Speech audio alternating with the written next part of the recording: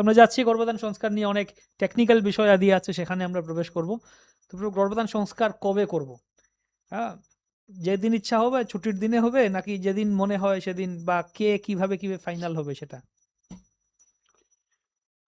সাধারণত গর্ভধান সংস্কারের জন্য বলা হয় যে স্ত্রী যখন ঋতুমতী হয় তার কয়েকদিন পরে, সম্ভবত 10, 10 12, দিন, 14, 16 10, 12, 14, হ্যাঁ, জোড় জোড় দিনগুলিতে করতে হয়, বিজোড় দিনগুলিতে বাদ দিয়ে। হ্যাঁ, তো এরকমভাবে নিয়ম রয়েছে, এইভাবে করা হয়। আর আহ, সেই সময় যে সমস্ত দিনগুলিতে এবং অন্যান্য বিশেষ করে নিষেধ করা হয়েছে, যে যেমন উৎসবাদী দিনে, একাদশীর দিনে, হ্যাঁ, বা কোনো ব্রত। কোনো ব্রতের সময়, হ্যাঁ, হ্যাঁ, বা যখন মানসিকভাবে অশান্ত থাকে, পরিবারে কোনো অশান্তি হয়েছে, সেরকম ধরনের সময় এইগুলো করতে নেই। হুম, এই সমস্ত নিয়মগুলো রয়েছে।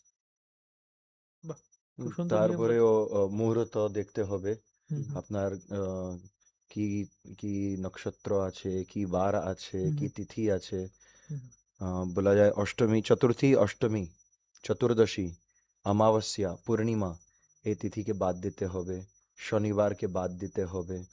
আহ, আহ, আর কিছু কিছু নক্ষত্র আছে, ভালো নক্ষত্র আছে ওই দিনে, মানে পূর্ব আষাঢ়া, পূর্ব ফাল্গুনি, উত্তর আষাঢ়া, সরি, উত্তর আষাঢ়া, উত্তর ফাল্গুনি, আহ, এরকম কিছু কিছু নক্ষত্র আছে। এই নক্ষত্র দেখে তারপরে করার।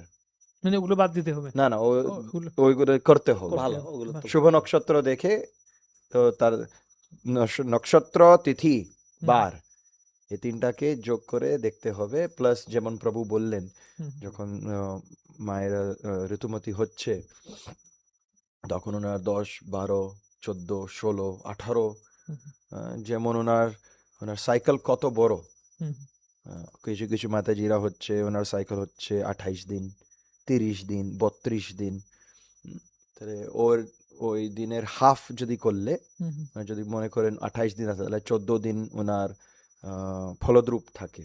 হুম, হুম, 32 দিন থাকলে তাহলে 16 দিনের ওনার ফলদ্রূপ থাকে, এরকম হুম, দেখতে হয়। ওই যখন ফলদ্রূপ আছে তখন হুম, আহ, গর্ভধান করা উচিত। হুম, হুম।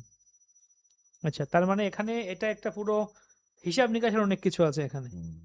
হ্যাঁ, তো সেই হিসাব নিকাশ কি সাধারণ ভক্তরা করতে পারেন, নাকি কে করে দেবেন? ব্রাহ্মণের কাছে যেতে হবে?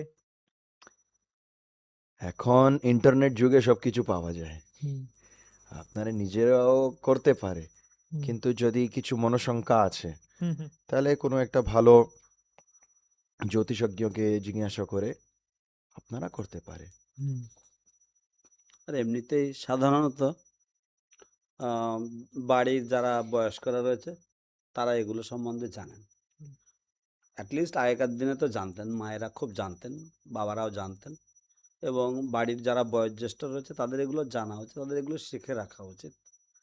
দুর্ভাগ্যবশত আজকালকার দিনে ছেলেমেয়েরাও তারা নিজেদেরকে মনে করে যে আমরা সব জানি, হুম, সেজন্য বড়দের প্রতি তাদের সেই শ্রদ্ধাও নেই, আর সেজন্য তারা এগুলো পাত্তাও দিচ্ছে না। পাত্তাও দেয় না। হুম। তো এই যে